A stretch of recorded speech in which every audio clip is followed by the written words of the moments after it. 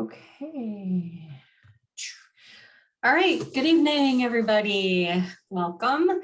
Thanks for joining us. Before I forget, I'm going to click on my my iPad so I can keep track of anything that people might be saying. Oh, no, I have to turn my volume down. Keep track. Okay. There we go. So again, good evening, welcome. I'm Brenda Cortez and I have special guests tonight. They're all special, but tonight we have Jonathan Traylor joining us from Texas, and he is a kidney recipient. A pretty amazing story that he was very, very close to dying, very close to death. So, but as you can see, he's still here. So thankfully, he did receive his life-saving gift. So we're going to have him share his story, his journey, and just everything that he is doing because of organ donation. So thanks for coming on with me and willing to share all the things that you've been through on your road to receiving your gift of life, your new kidney. Thanks again, Brenda, for having me on tonight. I appreciate the opportunity to share with you guys. Yeah, no, I'm glad that we connected. I mean, we're on, Facebook, social media stuff together, and Yeah.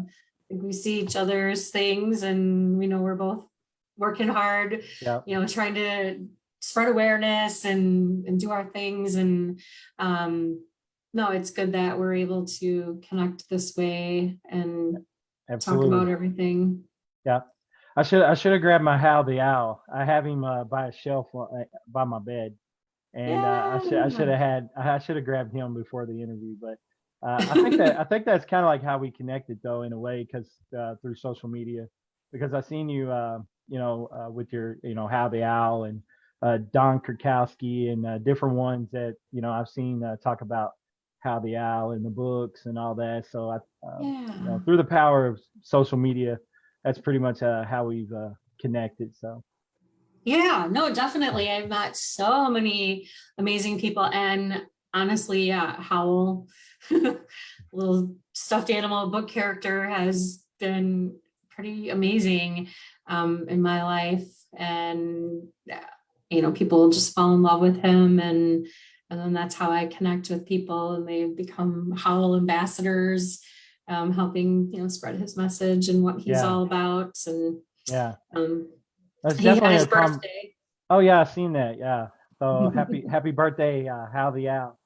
Yeah, thank you. Yeah, it's definitely great for conversation starter, for sure. And I think it's awesome. So kudos to you. Thanks. Congratulations. Thanks. Yeah, did you see yesterday, living donor Mark Scotch? He's from Wisconsin. He's been doing the bicycle riding, and he calls it the Oregon Trail. Yeah, Uncle Jim, I think, had shared that article, which, Uncle Jim's famous for sharing a lot. But I seen the article. Okay. And it looked. I read a little bit of it, and it was an amazing thing that he was doing. So awesome. Yeah, stuff. He arrived yesterday, back to Wisconsin, still riding his bike because he's like a few hours north of the Milwaukee area. But it was cool. So it was like a big to-do. He came over on the Lake Ferry Express from Muskegon, Michigan. And so then there was a big group of us waiting. And Howell then got to ride along on his bicycle trip from there up to Freighter Hospital, the transplant center. So yeah, it was cool. That's definitely awesome. Definitely awesome. So, and a lot of social media, rather regular media, which then gets shared on social media, but just very cool to raise all the awareness for what he's doing. So yeah, that's great. That's awesome. Yeah. So well, let's dive in and let's talk about Jonathan. And I think from what you said, everything kind of started pretty quickly for you? It was 2019, or, how did you find Yeah. out that you had kidney issues? Well, Brenda, around the age of 28, I got diagnosed with type 2 diabetes. And, of course, eventually hypertension. And so I was kind of like the first one in the family to find out that I had diabetes and hypertension. And then before I knew it, I found out that, my father later on got diagnosed, and then my mother, my sister. So I think it was something that was, DNA related or family, related.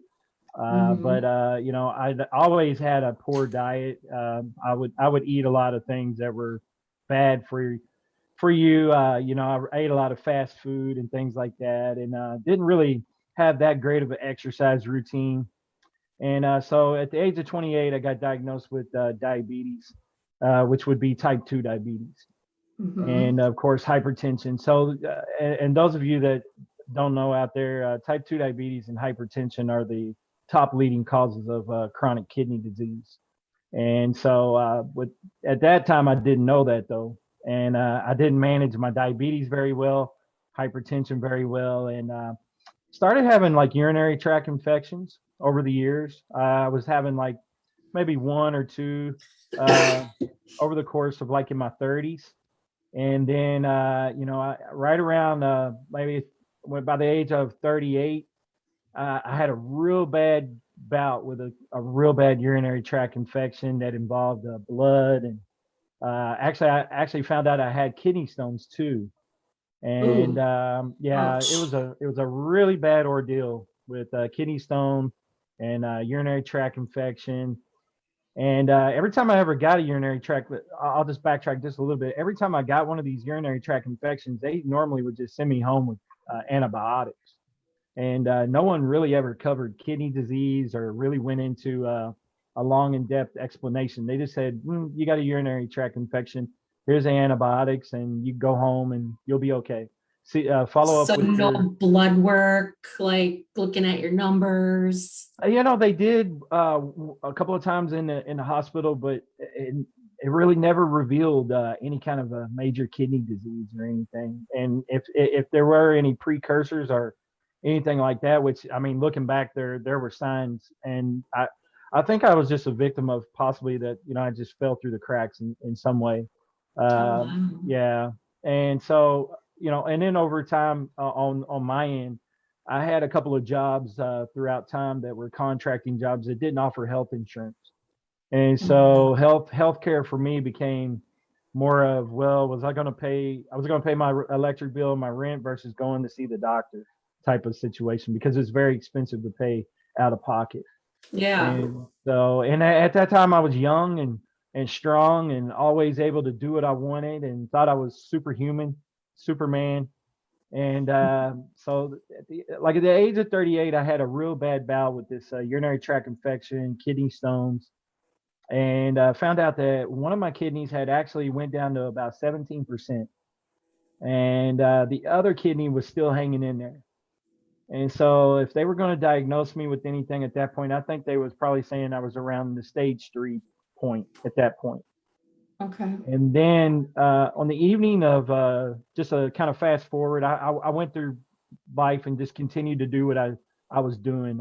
I just lived life in the fast lane, continued with poor diet choices, not really following up with healthcare, doing my own thing. Still thought I was strong and able to do what I wanted. Hey, I got one kidney at 17%. I still got one functioning. I'll do whatever I want to do. And Mhm. so here's what happened. That lifestyle, ultimately on July 8th of 2019, just 4 days after July 4th, um, I ended up in the emergency room. And for about 4 days, I had laid in the bed, really sick with what I thought was flu-like symptoms. And my legs had started swelling. My ankles were really big.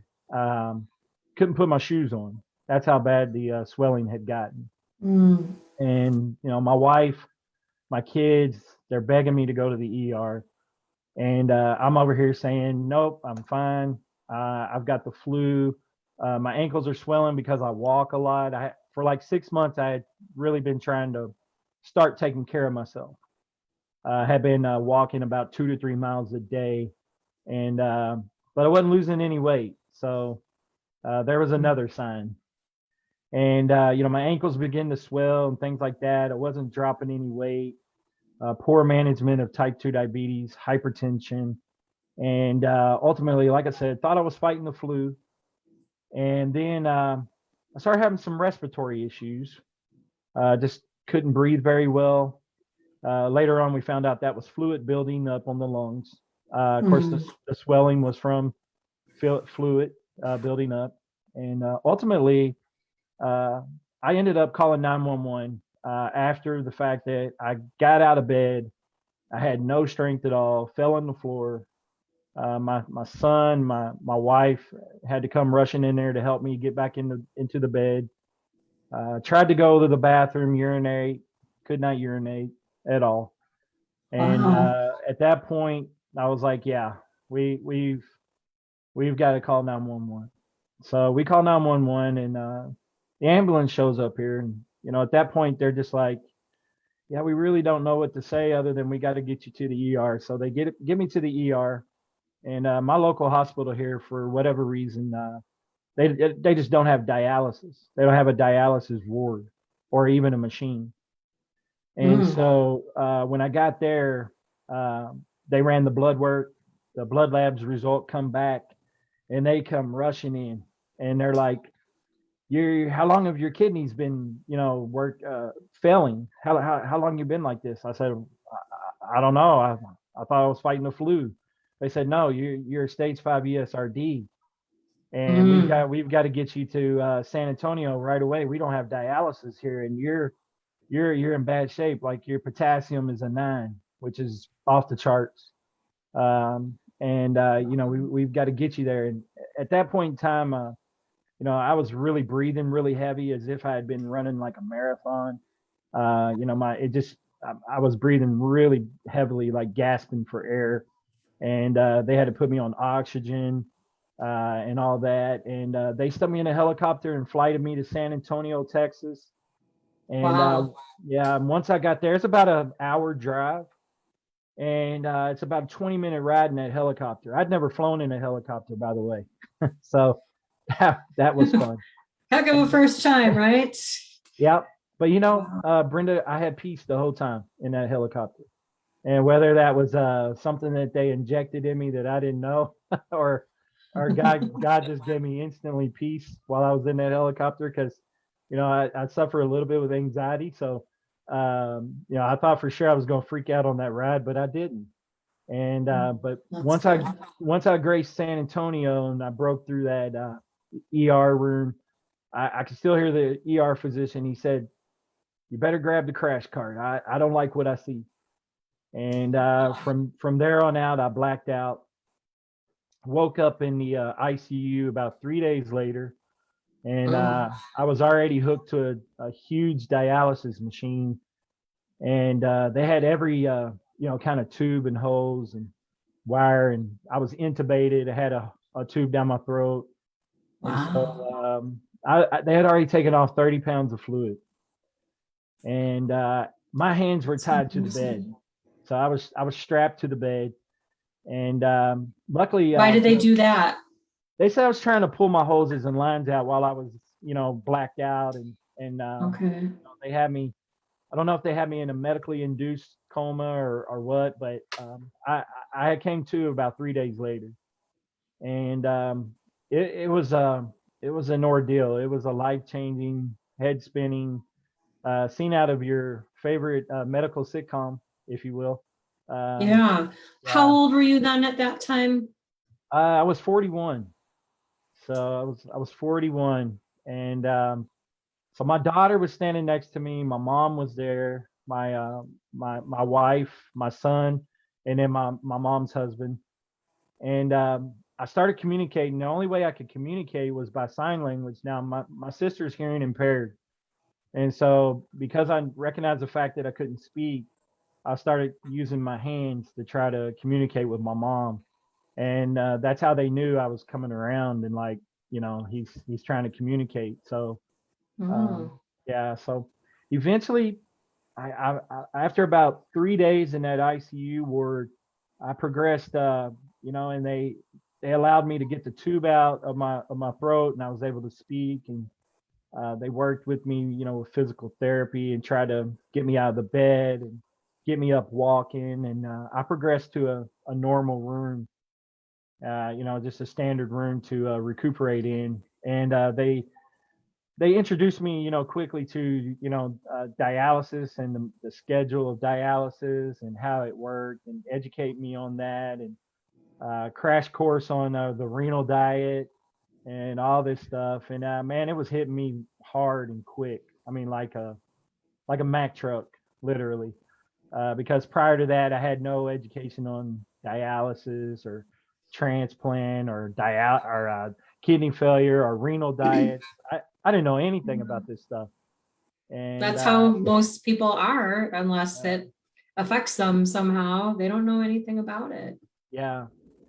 So sadly, I I had to like really sit and dwell on what got me here, and acceptance was something that I had to do really quickly. Like I had to start accepting this, that it happened. And I had some dark moments. I mean, I still remember, like, I had my pity party, and I one night I really had a pity party. I had people calling into the hospital. I wouldn't answer the phone. I was just kind of having my own little moment, and Yeah. but then once I realized that I had to move forward. Like my lifestyle, after doing a lot of thinking about what had happened, my lifestyle had caused a lot of this.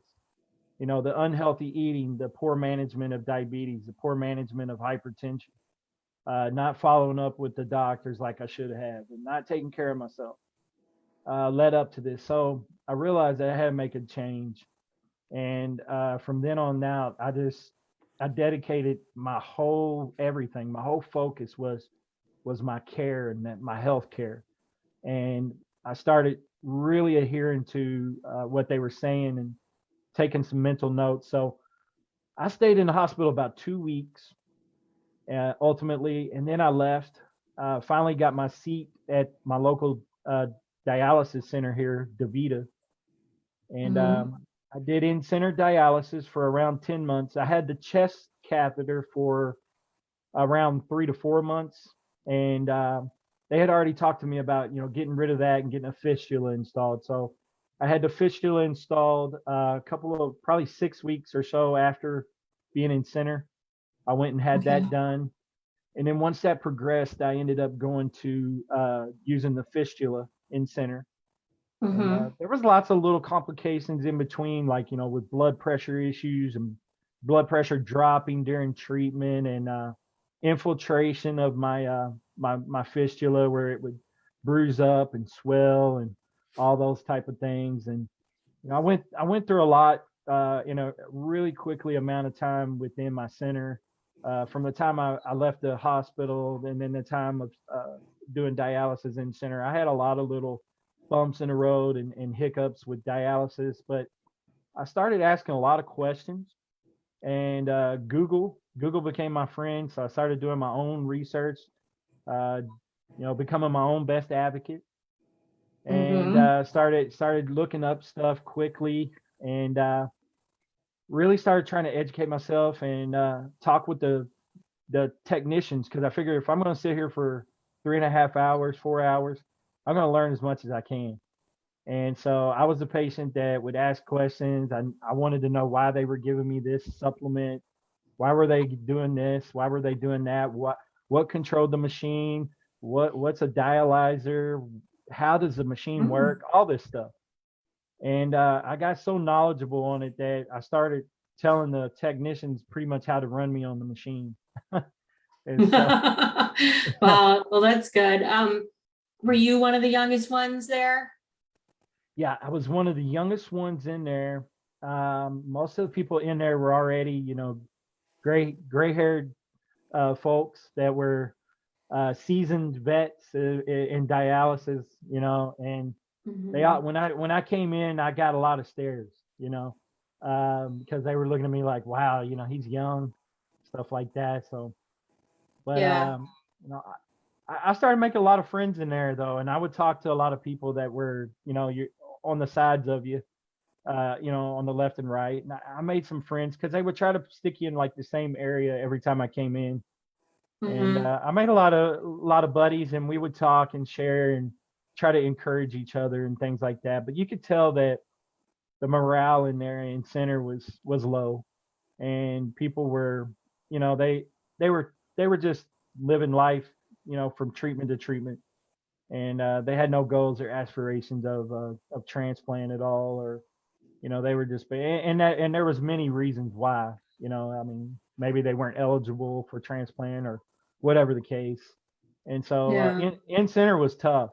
And so I virtually moved and progressed. Once I came home and talked with my wife about it, they wanted me to try home dialysis. And so I tried home. I merged into doing home hemodialysis, and with my wife as a caretaker. And Okay. that was really interesting, very interesting. So uh, Why? yeah, it was liberating though, because it helped me with the schedule and everything. Because I was, Okay. yeah, 'cause I was locked You had a in lot of issues with it? with the schedule. Yeah.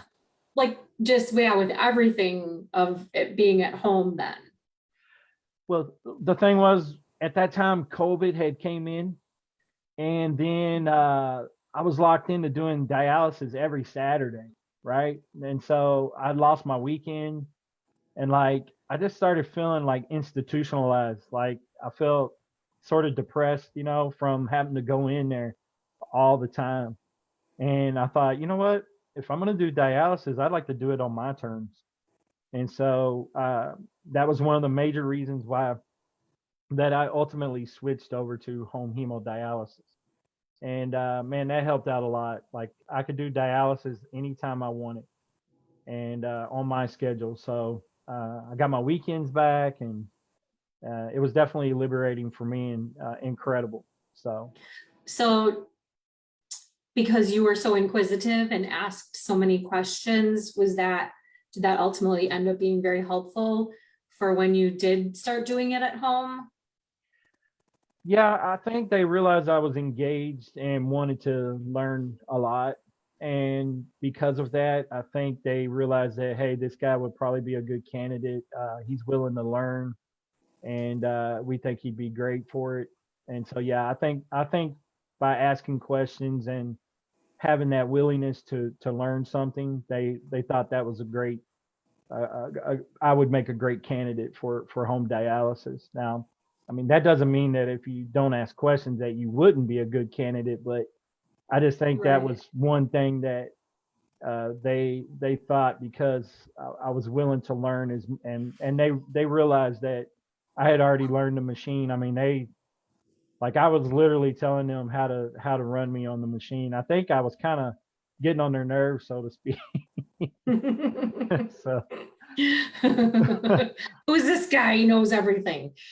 yeah, yeah, yeah. But I don't think there's anything wrong with it, because a lot of patients in there were not like that, and they weren't proactive, and they would just let them run them and tell them how they were going to run them on the machine. And they really didn't ever speak up. Like if they came around and injected them with something or gave them something, they never asked them. Like they just let them do it. And I don't know, I was different. I wanted to know why they were giving me this supplement and what it was for and things like that. So I don't Mhm. know, I was just concerned, like as a patient, like what are you doing to me? Why are you doing this? Uh, Mhm.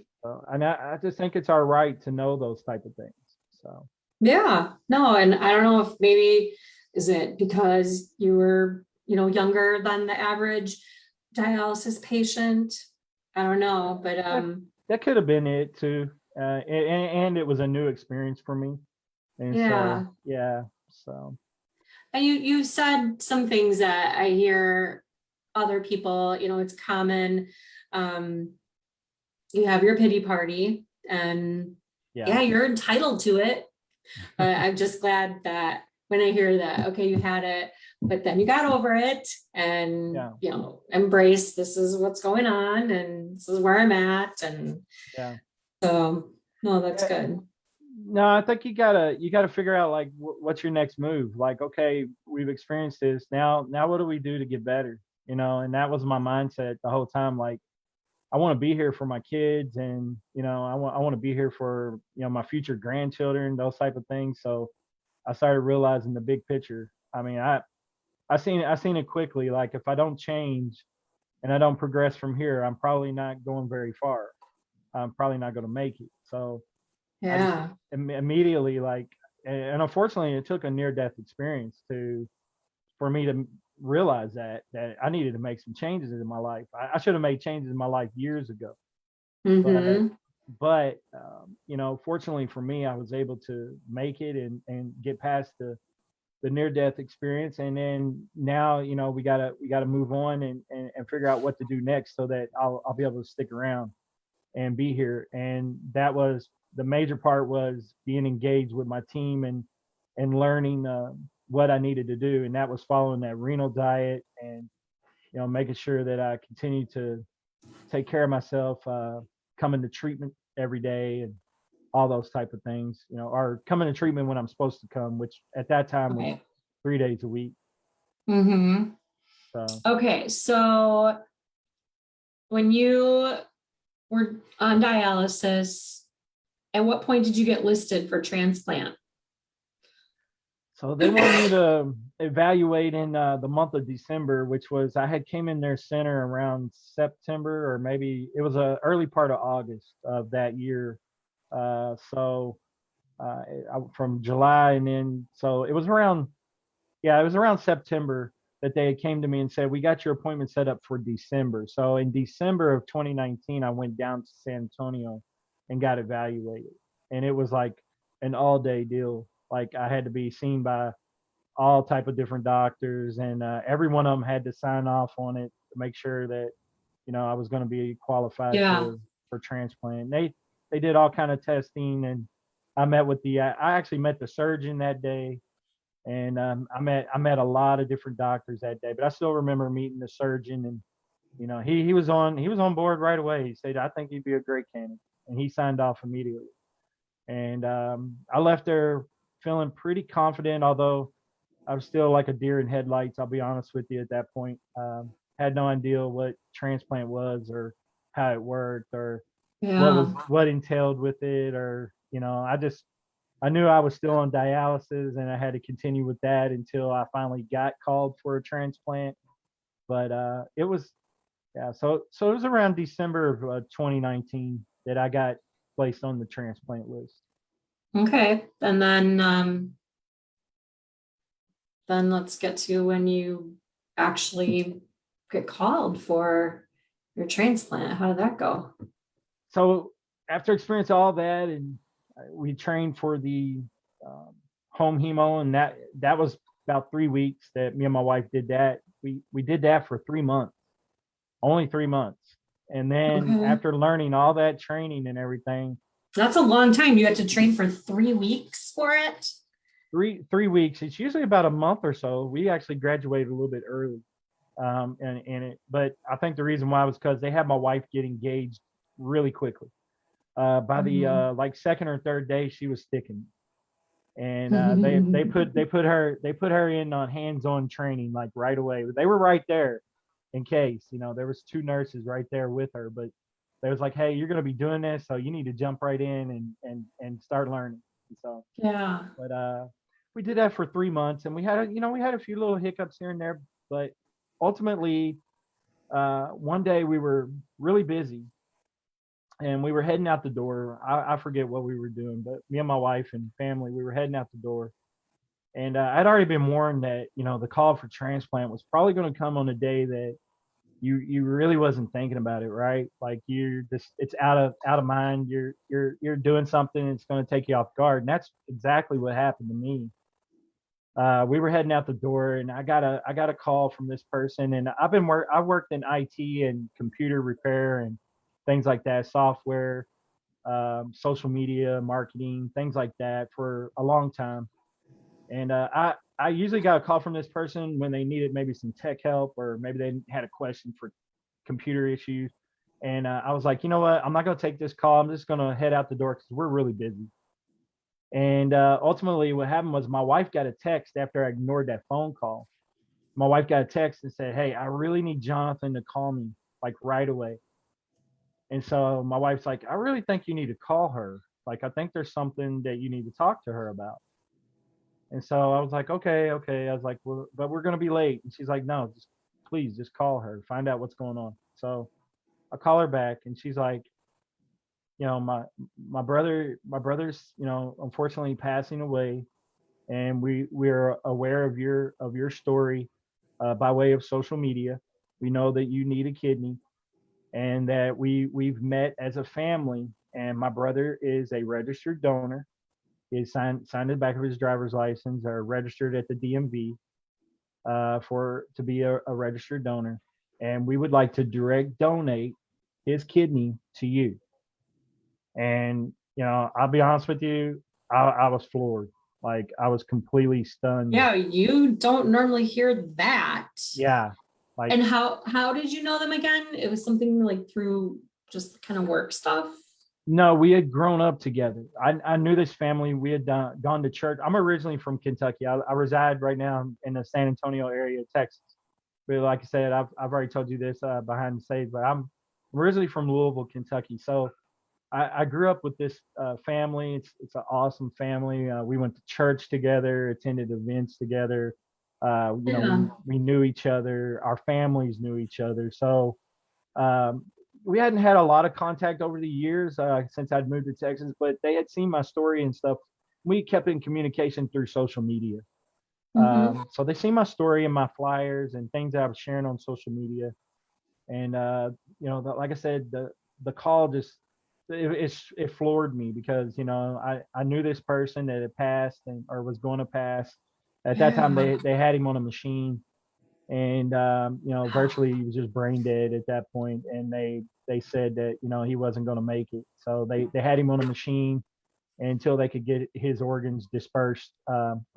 A group, an organization called CODA, which I think is a Kentucky Organ Donor Association, or something like that. Yeah. They took over and made sure that his organs, got dispersed and all that to the wherever they were going to. But one of them, the kidney, was coming to me by way of airplane. They flighted it from Louisville, Kentucky to San Antonio. Um, And he was a match for you, obviously. yeah, that was the crazy thing. So, like, I'm an O blood type, which is most common blood type. A lot of people know that. And so a lot of people that are compatible with an O, like an A or B, they get offered those kidneys too. So once an O comes up, I mean, they just go, because a Right. lot of, yeah, Yeah, and you can only get from an O. right. And so O can Mhm. only get a no, right? They can give to everybody else, but they can only receive an O kidney. Yeah. So it just so happens, he's a direct match. He's an O blood type. Test negative for Hep C, test negative for HIV, test negative for everything. And so so I pick up the phone, and of course I'm upset from the phone call, because she's crying and everything. It was a really emotional phone call for me. And Yeah. of course I told her yes, that I would take it, but I started feeling a little bit emotionally, just not sure about my decision. So I pick up the phone. I call my mentor, who's Kent Bressler with Kidney Solutions, and I call him. He's a local nonprofit here in Kerrville, Texas, that we we uh, we help people, find donors and things like that, and Yeah. we mentor them and things like that. But anyway, at that time, he was helping me out, and he was my mentor. And I reached out to him, and I had a talk with him, because I said, Kent, man, this is what's happened. I've been offered a kidney, and I really don't know what to do. I don't know if this is the right thing. And he assured me, he said, Jonathan, somebody's going to get this kidney, and it might as well be you, because it's been offered to you. And Yeah, they want you to have it. yeah, and this may be your only opportunity. So you better take it. And so I took that kidney, and I sit here today, 14 months transplanted. And so on August the 11th of 2020, I received my kidney, my gift of life. And Mhm. I've been doing amazing. Thankfully, I've been blessed. I've got a lot of energy now, and able to, when I go on my walks and stuff, I try to walk a lot, 4 to 5 times a week. I'm doing around 4 to 5 miles every time I walk, and just Awesome. ride my mountain bike. And some, my energy increased from home dialysis, from getting a treatment. More treatments really helped me from doing home dialysis, but compared to the transplant, it's still night and day. And Mm, so the transplant is definitely, for me, it has been the best form of treatment. It's just it's been a blessing. And one thing that you got to keep in mind is for me was that when they could have donated to anybody. They could have said, hey, you know what, we'll just send his organs wherever. And that this is the one thing that really just amazes me about people, about human beings, and the power of love and a giving spirit, is that they donated directly to me. And it still gets me even now just talking about it, that they easily could have said, you know what, we'll just let his organs go anywhere. He's a registered donor. They actually thought of me and said, nope, we want to right. give one Thought of specifically you. to Jonathan. And still to this day, I'm just so, I'm speechless, just so grateful that they thought of me. Just even the thought that that they thought of Mhm. me, to give me a kidney and give me a second chance at life. I'm very undeserving, but it's been a blessing. It really has. And my family, like I said, they not only saved me, they saved a father, a husband, a brother. I'm an uncle. I'm a cousin. I mean, I have many roles that I play, but that's one thing in organ donation that I think people need to think about, is you're not just saving that person. That person has many roles, and has wears many hats. So it's not just that you're saving just that person. You're saving the effects of a person losing a father, or losing a brother, or losing an uncle, or Yeah. cousin. So it kind of has this domino effect. That when you give a kidney or give an organ, to someone, it's definitely it saves the life of that person, but it also helps the whole family in that dynamic. So it's definitely been an awesome experience. So Wow. That's amazing. I don't even think I had totally realized that that's really was your story. That, I mean, they reached out to you directly. Like, yeah, wow, yeah, you it were was. It was. blessed. I was totally taken off guard by it. I'll be honest. I never thought my kidney, I just figured I would get a deceased donor one day, and that and the wait time here at San Antonio is like 6 to 8 years for an old kidney. So I just figured, one day they probably call, and I would just continue with dialysis, and one day they'd call, maybe 3 to 5 years or something like that, possibly. But I never thought my kidney would come to me in the way that it did. So the way I look at it is that it definitely it was a divine intervention. I really feel like that faith and God played a part in it, that in some form or fashion. And Yeah. so because the fact that they offered it to me, and then it was an exact match for me, was just amazing. Because I mean, how many Yeah. stories do you hear that someone wants to donate and then they're not a match? So Right. yeah, Right. Yeah. Wow. Um, how old was your donor? he was 40 years old. Okay, so a And similar aged yeah, organ. yeah. Um, and are you still in contact with the family? We communicate sometimes on social media, by text message, at some points. And it's still tough for them because, like I said, I celebrated the 1 year anniversary back in August. But one thing you got to keep in mind too is that family members dealing with the fact that their family member is gone too. And Mm-hmm. so that was the tough aspect, and that was something that I definitely couldn't get out of my mind. Was I'm over here celebrating, but yet they're dealing with the fact that they've lost a loved one at the same time. Yeah. And so it's definitely a tough thing emotionally. But I think they're proud of me, and I think they're happy that they donated to me, and because of what I'm doing in the community and the things that I'm involved in and advocacy and, with my podcast and stuff like that. So Yeah, you're appreciative. So yeah, like tell people what you're doing because of organ donation, that you're not just sitting around and yeah, cool, I got this and let's just move along. You're really trying to make a difference. So share everything that you do. Well, after I survived the near-death experience, everything, I realized, and then ultimately got the transplant. I realized I was survived for a reason, and that I was supposed to do something more. Like, there's no way I could just sit back and say, it happened, and we'll just move on with life. Like, I wanted to do something. I wanted to be involved, and I wanted to create awareness and more so talk about prevention as well. But I realized that I was on a lot of different shows. So I was on like Kent's podcast. He featured me on his podcast, and it all kind of started with Kent's Kidney Stories podcast. And then that moved on. I interviewed with Uncle Jim on his show. And then I was on Jerry Brown's show, the Warriors Quest show. And, Yeah. So all these different shows that I was on, I realized that, these were great shows, and this was a great platform and a great way to spread awareness, was doing shows just like this, just like what you're doing. And so I thought, you know what? I think I'd like to start a podcast. And at that time, my page was called Hope for Jonathan. That was like my advocacy page that I was sharing for a kidney and like talking about, I need a donor and all this. So I called it Hope for Jonathan. Mm-hmm. Well, I no longer needed a kidney, and I got the transplant. So we changed that to Hope with Jonathan.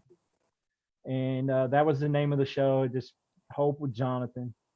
And we wanted to do a podcast featuring kidney warrior stories, much like mine. And so we started, asking people around that needed a donor. I started talking with them and started bringing people on the show, and started, talking about their story. And it's been an incredible journey. I mean, I've interviewed a lot of different people, and it's like, what I found out is everyone has a unique story of how we got here, but each one is the common denominator is kidney disease, but each one is definitely unique. I don't think there's a story one that is entirely the same. And I've interviewed just some incredible individuals. They're all incredible. They're all incredible, but some are a little bit more like in depth. Like I interviewed one lady in particular that had a heart transplant, and something happened during her heart transplant that now she needs a kidney. And so, she's got an incredible story. And and then a guy that I interviewed, he's had 2 kidney transplants, and now he needs a third one. And he's an amazing individual, and he's got definitely a unique story and how he got where he's at. And just sitting back listening to some of these stories, even though my story sounds like it's very dramatic, and I like, wow, that guy's been through a lot compared to some of these other warriors. I haven't been through anything. Like, wow. to sit back and just listen to some of these stories, I'm like, some of these people's been dealing with kidney failure and kidney disease all their life.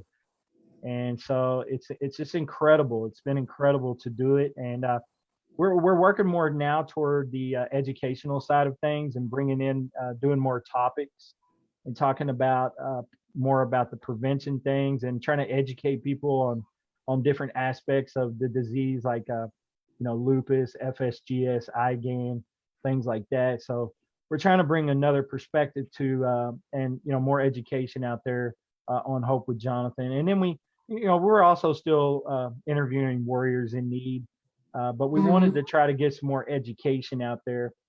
But yeah, we do a show weekly over on YouTube and Facebook at Hope with Jonathan, and usually our shows are on Tuesday night, and we do a weekly show, and then later on we turn those into audio podcasts, and so you can stream those as well on your favorite wherever you stream your favorite audio podcast, so you can listen to them if you're at work or maybe you're on the go. You can always listen to our audio podcast as well. So, but Yeah.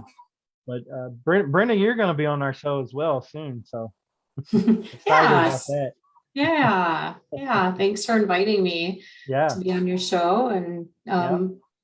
hopefully I can give some insight into living kidney donation and all that. That's one question I was thinking about you. Um, did you never think about looking for a living kidney donor? Well, like I said, I didn't have much education, and then when everything hit by a truck, like kidney diseases really knocked me off my feet. I didn't have a lot of knowledge of how that worked. But Mm-hmm. then when I met with Kent, he got me out there looking, and of course Kent put me on his website and featured me, and then he gave me some flyers, and I think he printed me about around 50 flyers. And so I was in my local community here. Actually, I would go to like restaurants and different businesses and community centers, churches, anywhere I could hang up a flyer and they would let me. I was hanging up flyers. So I would say that was probably my living kidney donor search. Uh, Okay, so a little bit. Okay. yeah. And then what happened was I had a lady that actually wanted to donate to me, and she went through the testing, and she actually found out that she had a problem with her heart. And so she actually came up to me at a store here locally and wanted to introduce herself to me and said, "Hey, I need to talk to you." And I'm like, "Okay." And she says, "I was actually going to be your donor." And I was like, "Oh, okay." And she says, "I need to thank you." And I was like, "Well, why do you want to thank me?" And she says, because I stepped up to want to be your donor, I actually found out that I had a heart condition. And Wow. she ended up having to have a pacemaker put in. And she had some sort of deformity or something that was going on with her heart. It was causing her heart to race at like 200 beats a minute or something like that. It was crazy. And whatever the case was, she's doing a lot better. She's got, like I said, now has a pacemaker. Mm-hmm. But because she stepped up to want to be a donor, that's how she found out about it. So, it was crazy. Like she just walked up to me and was a total stranger, and she's like, "I was going to be your potential donor, but you actually saved my life." And I was like, "Oh wow, that's incredible!" Like, That is so incredible. yeah, it really was. Um, So the flyers actually did work for me. I had not only her, but I had a couple others that were in line that actually contacted Kent through those flyers locally that wanted to possibly potentially be my donor. But I really think the way that I got my kidney was meant to be, and yeah. it just was fate. It was fate and destiny for me to get that kidney the way that it happened. And Yeah, I just asked because it's interesting that I feel like, yeah, there isn't a lot of the education. So like, it wasn't talked about to you like at your dialysis center. I mean, then you were doing home, but your transplant center, like they weren't talking about it. Like, why isn't this being talked about more is yeah, it's kind of baffling. crazy. It is baffling. Yeah, no, the only thing they were concerned about at dialysis was my labs, and of course the nephrologists, they do their rounds, and HIPAA kind of goes out the window because everybody's inside of this dialysis center. And so, Mhm. these chairs are set up. And when the nephrologist comes by, they're discussing your case and wide open, you can hear the person Mm. next to you, even if you're wearing headphones. And I would watch movies and stuff like that and try to block it out. And that's the best way. But you could hear people's cases. So, but no, they were more concerned about, showing up for treatment and going over your labs, and really the talk of transplant or getting yourself out there to look for a donor never really came up. Well, That maybe they don't want to lose you as a client there. Is that part of it? I don't hey, know. hey, you said that, Brenda. I didn't, but I know. I said I it. I'm saying it as a question. I I honestly. know I know exactly what you mean, and those of us in the kidney community, we know the truth about that. We know that people are there are places that are like that, and they do push toward transplant. And I'm a huge advocate for preemptive transplant, and I think you can get yourself out there and start talking to people early. Don't wait until they're pushing you toward dialysis and saying you got to have dialysis now. like get yourself out there and go ahead and get you lined up with a donor. I really feel that preemptive Mhm. is the way to go.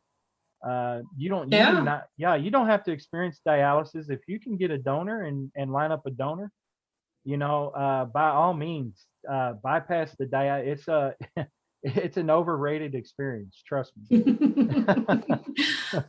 Yeah, my recipient, she didn't have to do it. She was like there and Yeah, either was scheduling to get the fistula put in or got it. I don't even remember because it was so yeah, long ago. But yeah, yeah, and then I think they say you're better off even potentially yeah, for yeah, with a few different things. So yeah. It's really a shame that some people are in the waiting game and they tell people to wait. Like we're just going to wait. We'll see what happens. Come back and do your labs, and then by that time, all of a sudden they're at stage 4, and then they're really close to stage 5. mhm. GFR and creatinine's going up, GFR is going down, and things are not looking good, and all of a sudden they need dialysis. And it's a shame that there's many people out there that are not talking with people about trying to line up a donor. And you hear a lot of different excuses on why, but I think a lot of people just some people don't have the strength to ask family, let alone for $1, much less a kidney. You know what I Right. mean? But Hmm. we gotta change the dynamic on that. We just have to. We have to change the ideal of getting awareness out there for organ donation and kidney disease. We need to be talking about kidney disease more, and we've got to get the education out there. Prevention. We've just got to Yeah. keep talking about it.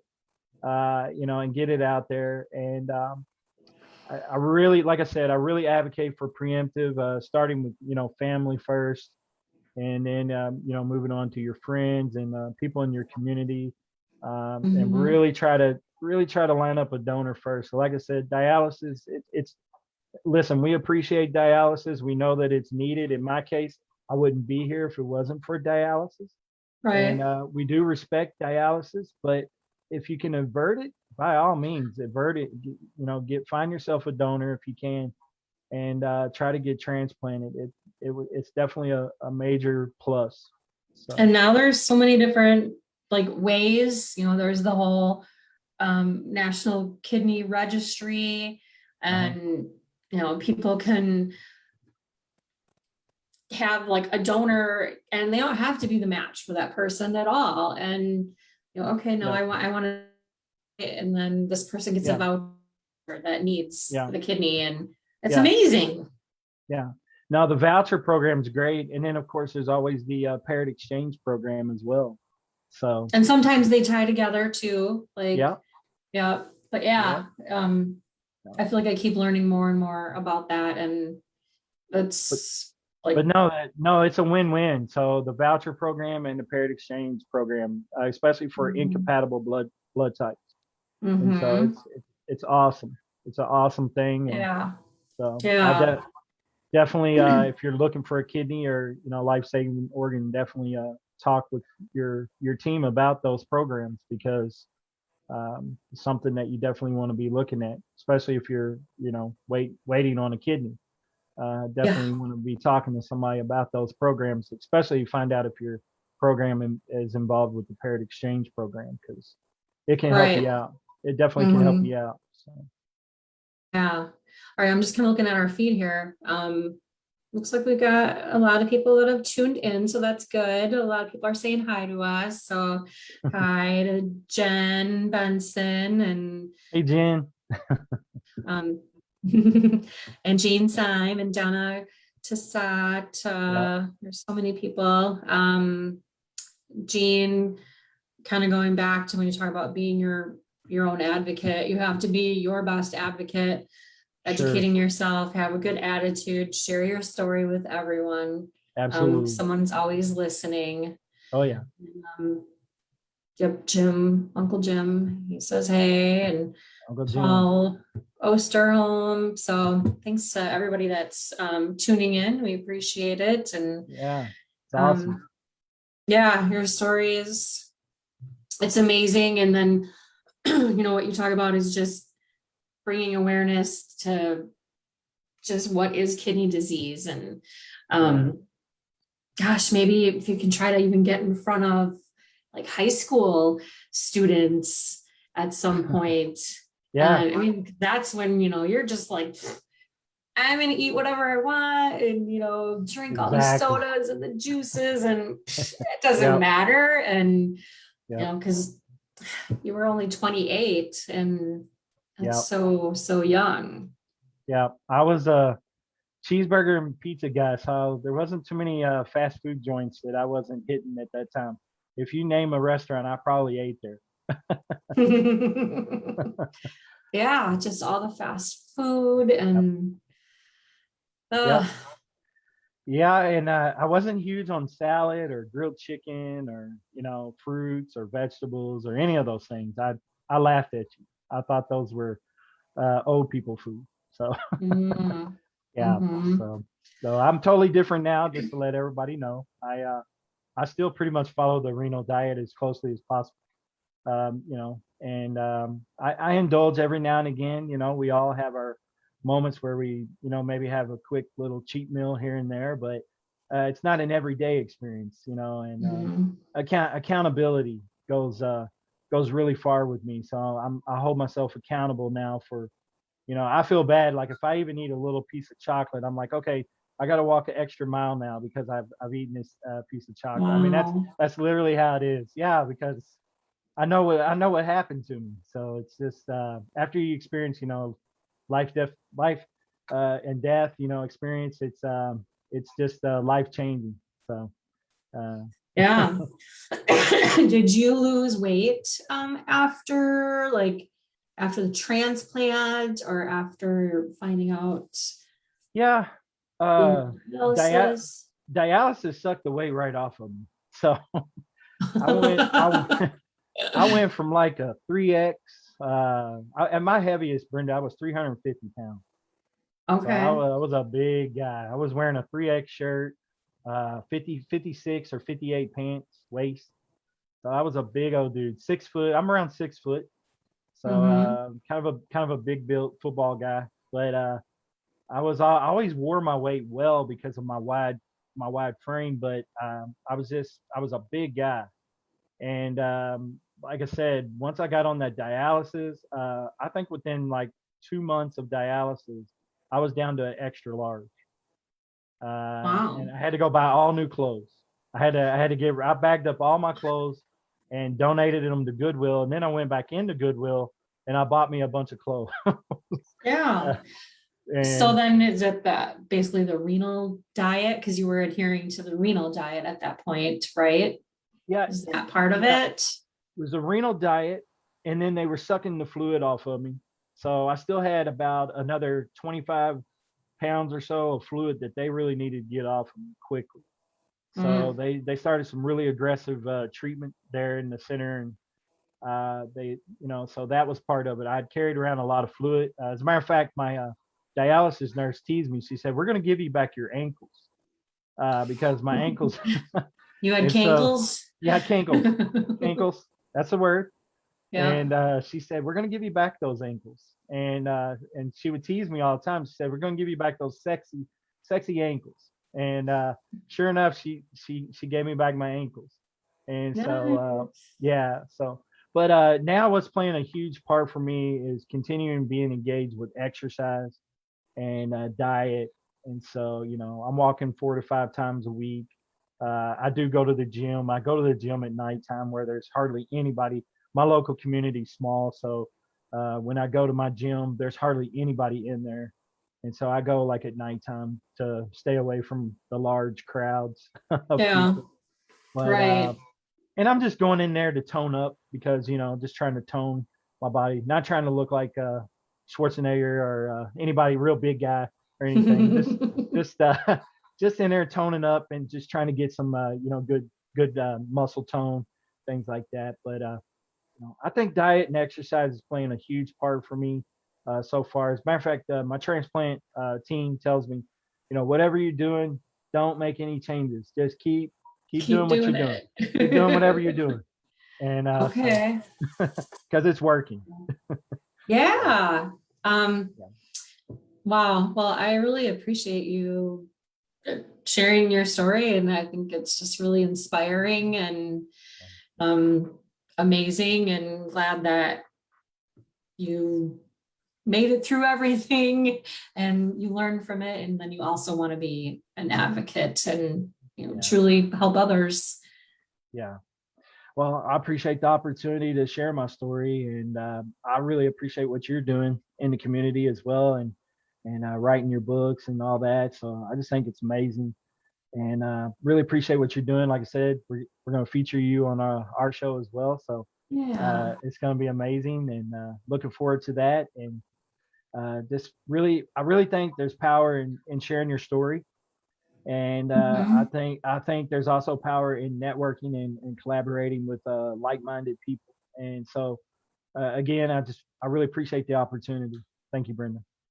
Yeah, thanks so much. And we'll talk again soon, and maybe there'll be a place for you for a chapter in one of the future Because of Organ donation books. You can share your story there. So we'll talk about that someday. Man, I'll be totally honored by that. That would be amazing. So All thank you. right. So, All right. Thanks, Jonathan. And good night, everyone. Thanks for tuning in. Appreciate it. thanks, guys. All God bless. right. Bye bye. Bye.